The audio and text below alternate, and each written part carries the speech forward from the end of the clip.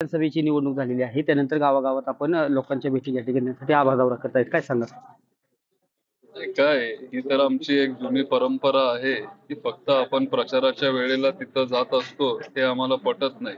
आणि लोकसभेला पण आम्ही आभार दौरा काढलेला त्याच पद्धतीने आताही आम्ही सगळ्या गावांमध्ये जातोय, लोकांना भेटतोय, सगळ्या कार्यकर्त्यांना जाऊन भेटतोय, त्यांना एक ताकद द्यायचं काम करतोय.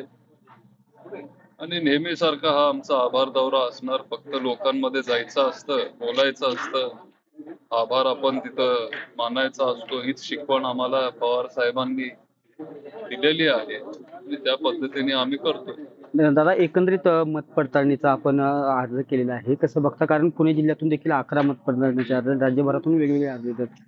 पुणे जिल्ह्यातूनच 11 तिथं अर्ज दिलेत. आणि खरं तर जर फक्त माझाच जर विषय असता किंवा जर फक्त माझाच पराभव झाला असता तर मग एखाद्या वेळेस मी केलं पण नसतं. कारण शेवटी बारामतीत कोण उभं राहायला पण तयार होत नसतं आणि आम्ही तिथं उभं राहिलो. विचार आम्ही सोडले नाहीत, पवार साहेबांना आम्ही सोडलं नाही आणि जी बारामतीची स्वाभिमानी जनता आहे त्यांच्यासाठी आम्ही तिथं उभं राहिलो आणि त्यांच्यासाठी काम आम्ही करत आलोय. इथून पुढेही आम्ही करत राहू. पण आमच्या पुढची ताकद पण मोठी आहे, होती. उपमुख्यमंत्री आहेत आणि जर असा निकाल फक्त माझ्यासाठी लागला असता तर ठीक आहे, पण अख्ख्या महाराष्ट्रामध्ये आज एक संशयाचं वातावरण आहे, संभ्रमाचं वातावरण आहे. मोठे मोठे दिग्गज नेते जे त्यांच्या मतदारसंघात अनेक दशकापासून जे निवडून येत आहेत, चांगली माणसं, त्यांचा तिथं पराजय झालाय. आणि त्याच्यामुळं आम्ही आता 3-4 दिवस मुंबईत पण पक्षाची मीटिंग होते, तिथं पण खूप लोकांनी चर्चा केली आणि त्याच्यामुळं आम्हाला वाटतं की काहीतरी असायची शक्यता आहे आणि हा अधिकार आम्हाला सुप्रीम कोर्टाने दिलाय. 5% बहुतेक तुम्ही ईव्हीएम तिथं चेक करू शकता आणि जर अधिकार दिला असेल, जर संशयाचं वातावरण असेल तर मग चेक करायला काय हरकत आहे.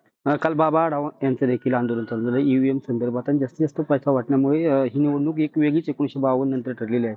कसं बघता? एकंदरीत काल पवार साहेबांनी देखील भेट दिली आहे, उद्धव ठाकरेंनी आणि दादांनी देखील भेट दिली आहे. शेवटी ते खूप सिनियर आहेत, 95 त्यांचं वय आहे आणि सगळ्यात जास्त अनुभव पण त्यांनाच आहे. म्हणजे जे ज्येष्ठ असतील किंवा सिनियर असतील त्यांनी अनेक निवडणुका बघितलेत. म्हणजे महाराष्ट्राच्या स्थापनेपासून ते निवडणुका बघत आलेत.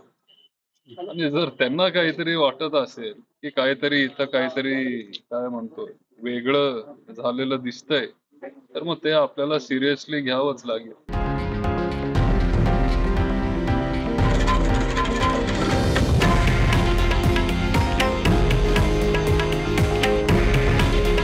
हे आहे देशातील नंबर 1 न्यूज नेटवर्क आणि आपण पाहत आहात TV9 मराठी. काळजी तुमची, हित महाराष्ट्राचं.